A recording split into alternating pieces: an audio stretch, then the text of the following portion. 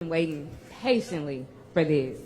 And I want you to look in my face and remember me because I'm your new best friend.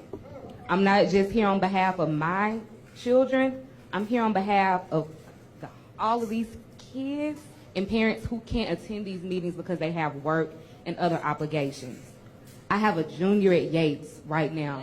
I have a second grader at Lockhart Elementary. That lady right there, Miss Hensley, was my, look, no, right here, Miss Hensley, raise your hand, the librarian, right here in front of you, was my second grade teacher. She's the reason I'm a voracious reader to this day, because of what she instilled and input in me.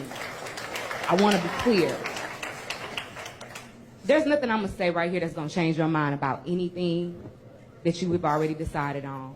Because either one, you're Greg Abbott's pawn sitting down here to destroy the largest district in this city so we can turn it over to the privates and the charters like they did in New Orleans, or you think you really know what you're doing and that we don't, and that might be a little scarier.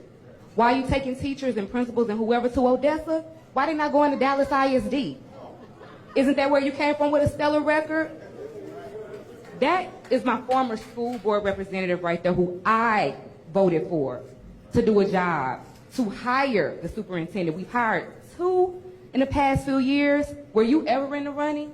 Did they ever call you up to come down here? No, Why weren't you ever an option? Where's your resume?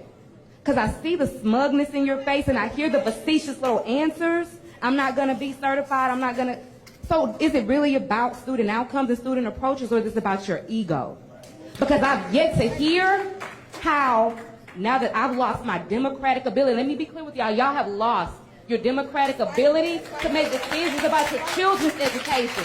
I don't care what he says. If he wants to improve it, fine. But we have the right as parents, community members, if you pay property taxes, even if you don't have kids in this district, you should care about what's going on. Like I said, I'm a product of HISD. I don't have a lot of questions. It's mostly commentary. But I also was a union rep for HFT for 5.5 years. Yates was my feeder pattern. Worthing was my feeder pattern. Sterling and Jones was my feeder pattern. The reason I won't teach to this day because I got to see behind the scenes of how sausage was made, and I said, oh no, I don't want sausage anymore. It's a gift and a calling, and I can't do it. But what I do know as a parent is that I can support teachers. Teachers don't do this job to get rich. They're not showing up to make $1 million. And to stand over them and script lessons and treat them as if they're not professionals. So let me be clear, teaching is a profession. They go to school and get a degree. They also take a certification, something that you haven't done for your own career. They've done that. Period. Let me be clear. Firing 3 principals a month before school, not student-centered approach. My major question is, when are you leaving? My second question is, when you ultimately fail us, because you will, I can guarantee it, how do we then get you up out of here? Because I will be leading the charge. You don't have to answer me. I would prefer you not. But what I would love to hear today is how parents are being brought to the table. Because I would love a parental advisory board for HISD so I can talk to you face-to-face, one-on-one. Because I don't know these people who have been appointed to represent me and my children in my community. Haven't met them. Y'all might be very fine people. But it's the reason you didn't get yourself out there and run an election and win. And let me be clear with y'all again. We have lost a right. This is an attack on our city because we are Houston, Texas, a big blue dot in a very red state. We are being punished.